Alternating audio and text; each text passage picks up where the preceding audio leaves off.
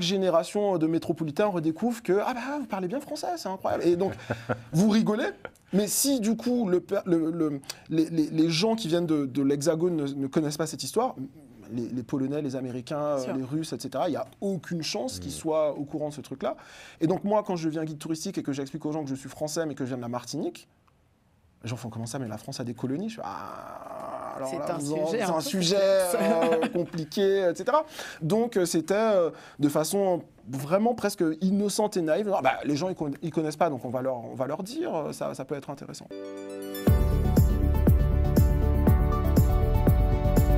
Bonjour à toutes et à tous, bienvenue dans ce nouvel épisode de Coda, l'émission dans laquelle on décrypte les nouveaux codes de l'Afrique. Je suis Benoît Thiolin et Grace, bonjour. Benoît, bonjour, je suis Grace Libissa. Oui, bienvenue dans ce nouvel épisode de Coda. Aujourd'hui, nous allons parler d'un Paris méconnu, celui des présences afrodescendantes qui ont contribué à écrire l'histoire de la capitale française. Artistes, philosophes ou encore révolutionnaires venus d'Afrique, de la Caraïbe ou des États-Unis ont vécu et eux aussi contribué à créer Paris. Mais cette histoire est méconnue.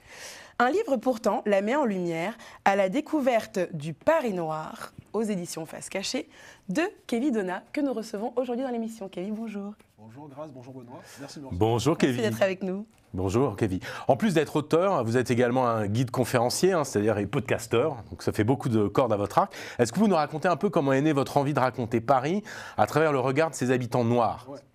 Bah en fait, l'idée, c'est que je suis devenu guide un peu par hasard en 2011 et qu'à l'époque, je faisais des visites assez classiques, donc dans des quartiers très touristiques de Paris. Et quasiment instantanément, je me suis rendu compte que beaucoup de gens qui voyagent à Paris pour la première fois sont surpris de la diversité des gens qu'ils croisent dans les rues de Paris. Que Paris est plus cosmopolite, multiculturel, chamarré que plein de représentations qu'on en a. Ouais. Et donc, les touristes me posaient des questions à ce sujet-là. Moi, je ne savais pas trop comment y répondre. Parce que c'est un sujet, c'est mon avis aujourd'hui, 12 ans plus tard, c'est un sujet qu'on ne sait pas maîtriser, on ne sait pas bien parler de ces questions d'identité en France, ou en tout cas on a une façon assez spéciale, assez particulière d'en parler. Un peu pudique, un peu pudique, un peu... En fait, moi, ce que je dis, c'est que sur cette question de... il y a beaucoup de Noirs à Paris, le Français moyen répond, il y a deux options, c'est soit pas du tout, il n'y a que des Français, nous ne voyons pas les couleurs, réponse A, ou réponse B, oui, il y en a 30 millions et ils sont en train de nous manger. Et je trouvais qu'il y avait un peu rien entre les deux. Ça manquait un peu de nuance, quoi. Voilà, un peu nuancé, adulte. Et de vérité. Voilà, c'est ça. Et donc, à partir de 2013, je décide de proposer des balades qui prennent les personnages secondaires, les personnages relégués au second rang, etc. Et l'envie de les mettre au centre de l'attention. Et c'est comme ça qu'est née l'idée. Alors, ici, vous vous attaquez à un sujet qu'on pourrait dire presque tabou, tellement il est caché, voire silencé, on pourrait dire. Je vais lire un extrait de votre livre, puis j'aurai une question pour vous. D'accord. Alors. Pourquoi raconter l'histoire de la marche dans le centre ? Parce que j'ai trop souvent entendu mes amis noirs me confier leur malaise dans Paris intramuros. Les micros et les méga-agressions. Le sentiment d'être mal reçu. Pas à leur place.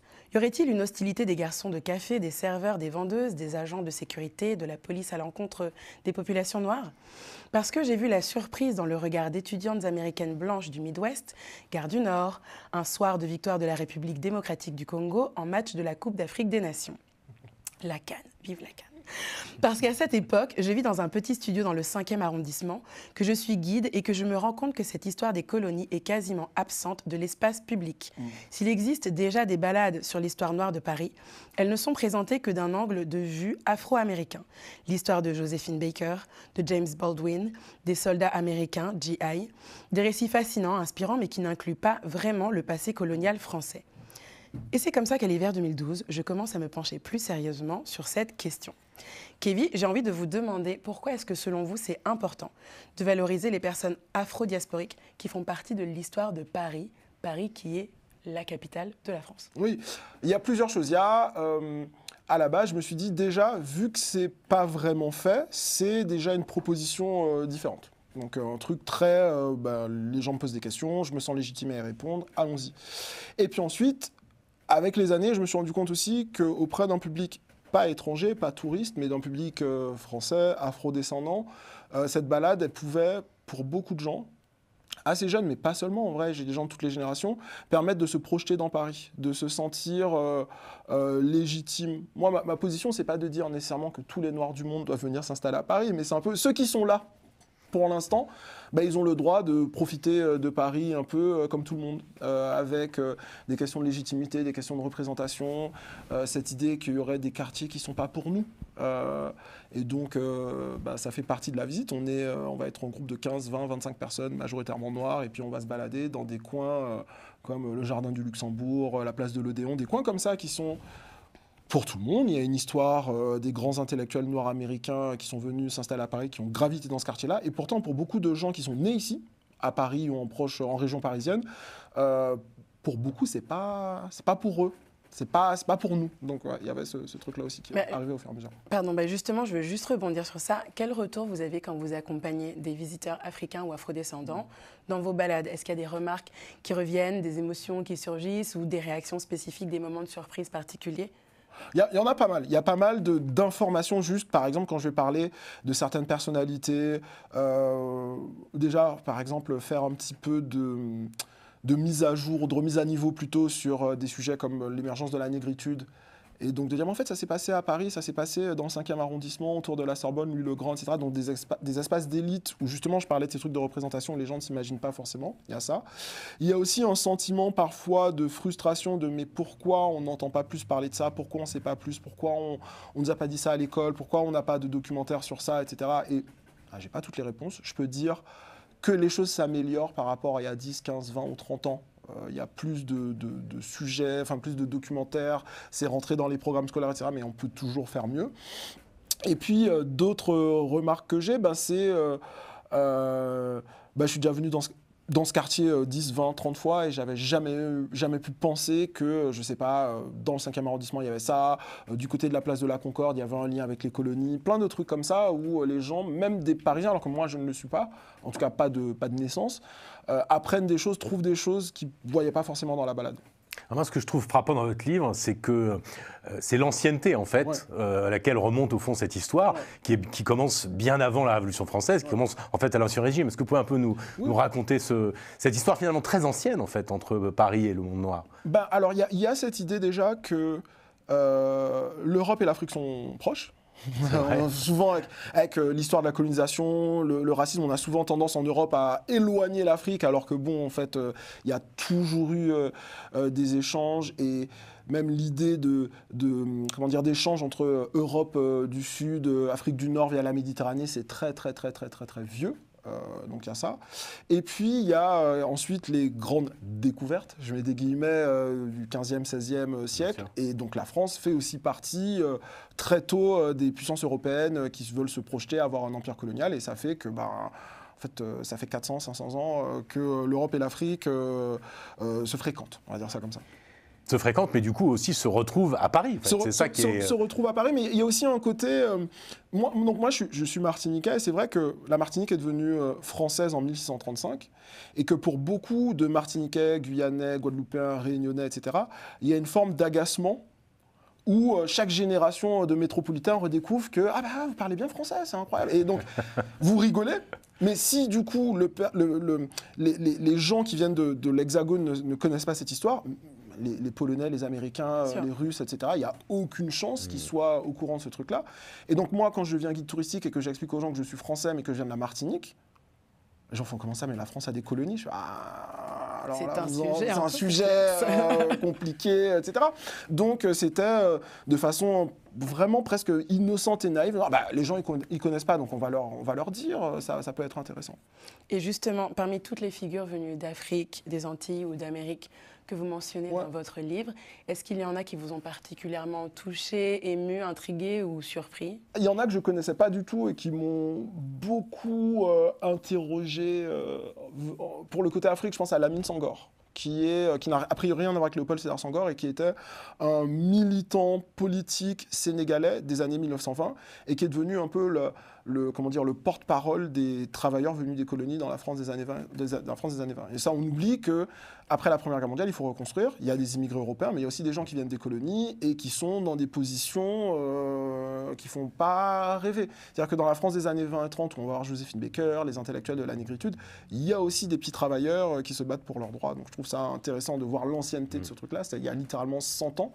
Et quand je parle on redécouvre tout le temps cette question-là, ah d'accord, il y a des liens. Ben, en fait, il y a des personnalités politiques déjà dans les années 20 qui en parlent. Amérique, il y a mes auteurs préférés, c'est James Baldwin, qui est un personnage très inspirant, qui a vécu à Saint-Germain-des-Prés, qui en fait a à la fois fui les États-Unis, mais qui n'est pas non plus complètement naïf sur la question raciale en France. Il ne pense pas que la France est un Eldorado qui a trouvé la solution. C'est pas un paradis particulier. Non, c'est juste que c'est un écrivain américain. Ouais. Américain, bien sûr. Écrivain afro-américain, donc qui écrit des articles, des essais, des romans après-guerre, et qui va passer 9 ans à Paris, qui va rentrer aux États-Unis, puis après va s'installer sur la Côte d'Azur et mourir là-bas dans les années 80. Donc il y a un vieux lien, au moins depuis les années 20, avant James Baldwin, d'intellectuels nord-américains qui viennent à Paris. Et puis pour le côté anti, je pourrais en citer plein, mais les sœurs Nardal, je trouve que l'histoire des sœurs Nardal est assez intéressante parce que ça parle aussi bien de la place que les femmes ont eue et puis qu'on leur a enlevée. Parce lorsqu'on a écrit cette histoire, on a d'abord écrit l'histoire des mecs. J'allais dire, ça parle aussi beaucoup de l'invisibilisation, voilà, de l'impact que les femmes peuvent avoir sur l'histoire, et notamment les femmes noires. Eh bien, moi, cette question-là, j'y suis arrivé parce que la majorité, on va dire, la plupart des gens qui vont s'intéresser à cette histoire noire de Paris, qui vont dire « Ah, si on faisait la balade, ce sont des femmes noires », et qui sont tout à fait, de façon très légitime, disent « On va parler de femmes ou ça va être que des hommes et tout ?»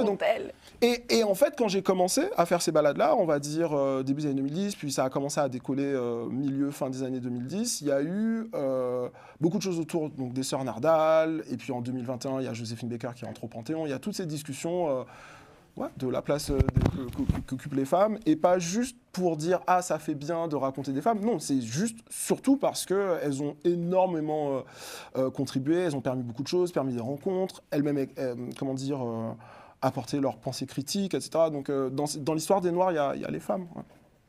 C'est bien de le dire. Votre livre propose 3 parcours, rive gauche, enfin je simplifie, rive gauche, la Seine et puis et rive droite. En quoi est-ce que ça montre les différentes facettes de l'influence noire à Paris ? À la base, et je le dis dans le livre, quand j'ai voulu commencer à faire le Paris noir, je voyais une seule balade. Ouais. Donc j'ai d'abord fait... Ensuite, j'ai fait rive gauche et rive droite, et après, j'ai fait une 3e balade qui s'appelle la Seine noire, qui passe de part et d'autre de la Seine. Mais à la base, il y avait 2 visites. Mais dans ma tête, j'en voulais une. Et c'était une proposition un peu trop extrême parce que ça durait 4 heures. Voilà. Et je me suis dit, non, mais en fait, il faut réfléchir différemment, divisant en 2 balades de 2 heures. Et en fait, le 5e, 6e d'un côté et le 18e de l'autre sont vraiment des images miroirs. En termes de sociologie, de paysage, de gens et tout, c'est très très différent. Et donc à la base, moi, je fais des visites dans le 5e, 6e arrondissement, je conçois ma visite comme ça et je me dis, est-ce qu'il faut que j'aille dans le 18 ? Et c'est un ami à moi qui me dit, si tu racontes l'histoire des Noirs de Paris et que tu restes à Saint-Germain-des-Prés ou à la Sorbonne, t'as menti. Donc il faut aussi raconter une autre facette. Donc il y a d'un côté une histoire intellectuelle et de l'autre une histoire plus populaire. Et quand je dis populaire, ça commence aussi bien avec populaire au sens de la fête, donc Pigalle, Montmartre, etc., les clubs de jazz, tout ça, les années 20, les années folles. Et puis une fois qu'on passe Montmartre, populaire au sens plus de la classe. Et donc, quartier immigré, la Goutte d'Or, Château Rouge, quartier, je parle de centralité africaine pour beaucoup d'afro-descendants de régions parisiennes. Château Rouge, tout le monde connaît. Tout le monde. Et pourtant, ce n'est pas un quartier très touristique, alors que c'est littéralement collé à Montmartre. Ah, exactement. Et donc, qu'est-ce que ça veut dire aussi? Des endroits qui sont désirables, il faut aller, il ne faut pas aller, etc. Donc, moi, j'essaie, ce que j'ai aux gens, je leur dis à chaque visite, je ne vends pas une vision sensationnaliste de la Goutte d'Or. Je ne suis pas en train de dire, je vous emmène dans les quartiers chauds de la capitale. C'est pas du tout ça. Mais par contre, c'est vrai que c'est des quartiers qui sont historiquement stigmatisés et que le 18e arrondissement, il est fascinant parce que d'un côté, on est à Montmartre, qui est devenu un quartier très touristique, très cher. Si vous voulez acheter à Montmartre, c'est, je ne sais plus combien le mètre carré, c'est très élevé. Ouais. Voilà. Vous passez le boulevard Barbès, c'est plus les mêmes gens, c'est plus les mêmes prix, c'est plus la même vibe, comme on dit. Et donc voilà, c'est intéressant aussi de voir ça. Et Et je pense que c'est aussi intéressant pour des gens qui viennent de l'autre côté de l'Atlantique que pour des gens qui habitent à Paris. Et parfois, j'ai des Parisiens qui me disent en fait, moi, j'étais jamais allé à Château-Rouge de ma vie. Ou au contraire, des gens qui me disent j'y suis pas allé depuis l'enfance. Et c'est les mêmes qui font les 3 parcours ou ouais, bien sûr. En fait, envie de savoir les gens ont ça, tous les endroits et faire les différents. Oui, moi j'en ai fait une, je vais faire les autres. Et c'est ça qui m'a poussé. Donc ça m'a pris beaucoup de temps pour faire la 3e, la scène noire, qui est sur la question des noms de rue, des statues, de la présence noire dans le Paris du 18e, 19e siècle. Donc on parle du Chevalier de Saint-Georges, de personnalités comme ça qui sont des Noirs, des Métis, etc., venus des colonies. Et puis aussi la question de la représentation des colonies dans la vie politique. Donc je vais parler de Blaise Diagne, qui a été le premier député africain. Donc il y a plein de trucs comme ça où on n'a pas forcément su bien célébrer ces personnalités-là. Parfois parce qu'elles sont complexes, parce que l'histoire a changé, le contexte aussi, mais je trouvais que c'était quand même assez fou. Toutes les personnalités brillantes qui sont passées par Paris et qui viennent de l'Atlantique noir, et puis qu'on a complètement zappé, quoi. Alors, je rebondis sur le fait que vous parliez de célébrer ces personnalités, justement, dans la mesure où là, votre discours, ça crée vraiment une nouvelle relation entre la France et l'Afrique en termes d'histoire. Ouais. Et vous le dites vous-même, vous avez développé ce parcours, vous avez écrit ce livre pour mettre ça en lumière. Est-ce que vous avez l'impression qu'aujourd'hui, les Français sont prêts à entendre cette histoire? Est-ce qu'elle est prête à être valorisée? Quels freins vous pouvez rencontrer ou voir? Et quels outils vous utilisez pour le développer plus facilement? C'est une question très politique, je pense. Je vois des gens qui sont, j'entends à la télévision des gens très pessimistes qui vont dire aujourd'hui c'est la guerre civile en France et le français de souche se fait attaquer, etc., H24 par des populations venues de je ne sais où. Et moi je pourrais dire à ma petite échelle, non, moi le samedi après-midi je vois... des gens qui viennent... Je vais voir des expos à la Philharmonie, avec des gens de tous horizons. Exactement, qui viennent ensemble écouter des balades sur la question nord en France. Donc je pense qu'il y a aussi une version de notre société, on pourrait dire qu'en fait les Français sont plutôt... ouverts à ces questions-là, capables d'entendre. Il y a des gens qui ne sont pas d'accord, mais ça reste relativement cordial, poli, etc. Donc je pense que les gens sont davantage capables de l'entendre qu'on a envie de le dire. C'est-à-dire, vous nous saoulez avec vos histoires de ceci, d'esclavage et de colonisation. En réalité, ça n'a peut-être pas touché tout le monde, mais il y a beaucoup de gens qui ont envie d'en savoir plus, de comprendre, et qui sont dans une démarche, on va dire, intellectuellement honnête. Donc non, je pense qu'il y a ça. En revanche, en termes de freins, pendant longtemps, les institutions culturelles, etc., ne voulaient pas toucher ces sujets-là avec un bâton. Et puis, depuis un petit moment, je ne pourrais pas dire si c'était ce jour-là que ça a basculé, on voit les grands musées, certains médias s'emparer de cette question-là. Dans l'ensemble, je trouve que c'est tant mieux. On part de très très loin, donc je pense que c'est une évolution plutôt positive. D'ailleurs, vous collaborez pas mal avec des institutions comme le Musée du Quai Branly, comme la Fondation pour la mémoire de l'esclavage. Et en quoi est-ce que ça permet de retisser un peu les ponts entre les mémoires africaines et françaises, qui sont quand même un peu déchirées parfois, il faut bien le reconnaître. Je veux rester humble et quand même rappeler que les liens entre la France et l'Afrique ne vont pas se régler par des balades dans Paris, etc. Voilà, je suis guide, je reste à ma place. Non, mais en revanche, ça montre que pays très centralisé, qui est très attaché à la culture, etc., faire entrer cette question-là dans les musées, dans les expos, dans les manuels scolaires, à la télévision, etc., petit à petit, ça peut faire changer des mentalités, ça peut permettre... parle souvent de la question de la représentation pour les plus jeunes aussi, de se projeter. Moi, je vois par exemple beaucoup de gens de ma génération, plus âgés, qui disent, voilà, on a grandi dans la France des années 90, par exemple, et la représentation des personnes noires à la télévision, au cinéma... inexistante. Elle était soit inexistante, soit vraiment nocive. C'est-à-dire, vaut mieux ne pas... Enfin, on voit certaines représentations à la télévision. Sans parler même des années 80 que j'ai connues. Il vaut mieux ne pas être représenté que représenté comme ça. Donc je crois que les choses changent et donc c'est plutôt bien. C'est plutôt quelque chose de positif. Ce que j'aime beaucoup dans ce que vous dites, c'est qu'on voit plus de gens négatifs à la télé ou sur les réseaux sociaux que dans la vraie vie. Oui. Donc c'est quand même rassurant parce Ouais. que peut-être que les gens qui sont ouverts et apaisés ne prennent pas le temps d'aller s'acharner sur les réseaux sociaux. C'est quand même une bonne chose. Et en parlant de réseaux sociaux, vous avez une très grosse communauté, plus de 46 000 followers. Vous avez aussi un podcast, Le Paris Noir. En quoi est-ce que l'utilisation de ces technologies, ça vous aide? Pourquoi est-ce que vous avez besoin de ces médias-là? Est-ce que vous pouvez nous en parler, développer? Il y a plusieurs choses. La partie Instagram, réseaux sociaux, c'est tout simplement parce que être son propre homme sandwich, entre guillemets, on fait rien de mieux que ça. Hein. J'ai la chance d'être reçu dans des émissions, etc. Mais on peut s'arrêter. Donc voilà, ça c'est bien. Et la partie podcast, en fait, c'est un peu lié. C'est que parfois on me demande, mais comment tu fais pour ne pas tourner en rond? Ça fait plus de 10 ans que tu racontes l'histoire noire de Paris, que tu fais des parcs.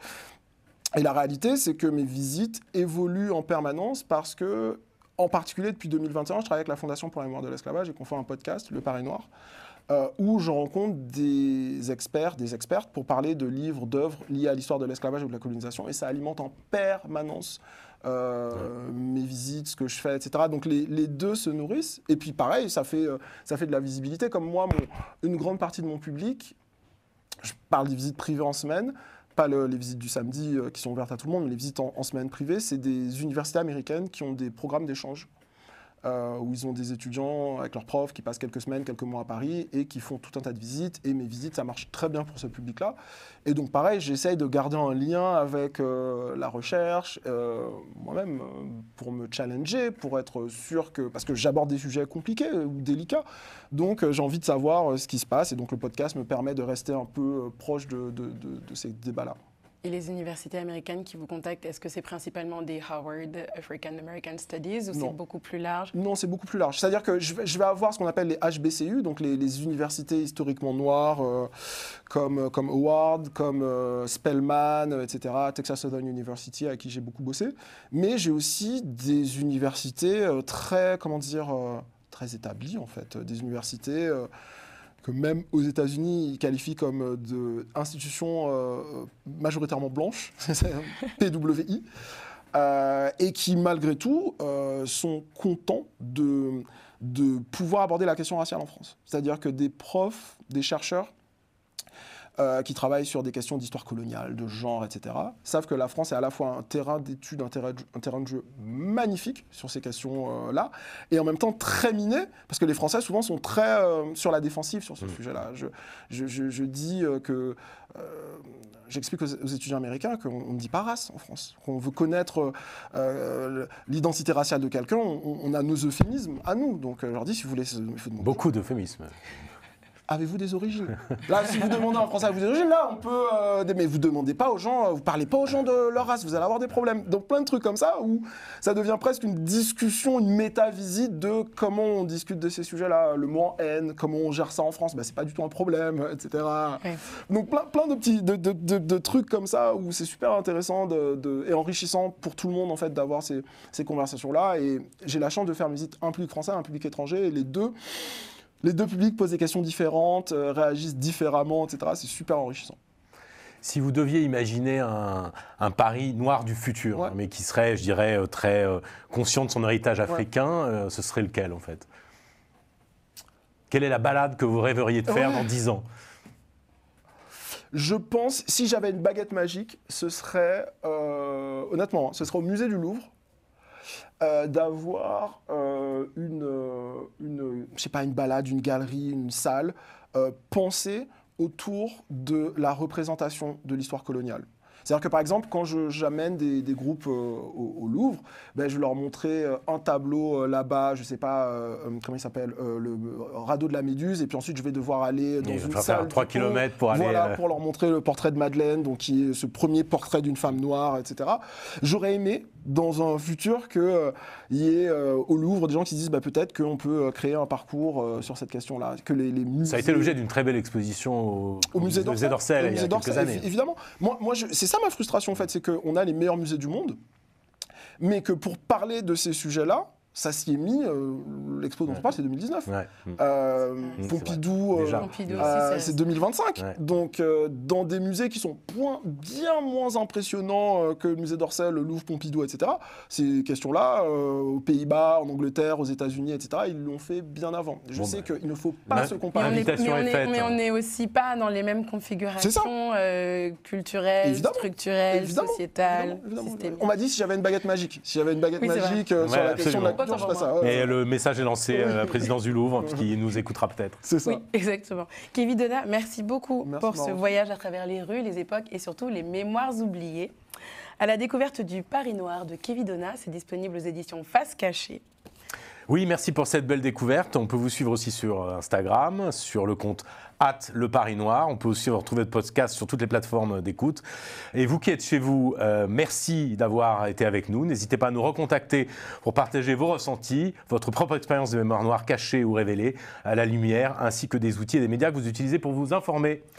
On vous donne rendez-vous la semaine prochaine dans Coda. D'ici là, bonne semaine. Prenez soin de vous. Restez curieux, restez ouverts et surtout, gardez cette envie de comprendre le monde autrement. Nous vous attendons nombreux. Merci, à bientôt et bonjour chez vous. Merci. Merci Benoît. Merci Kevin. Merci à vous deux.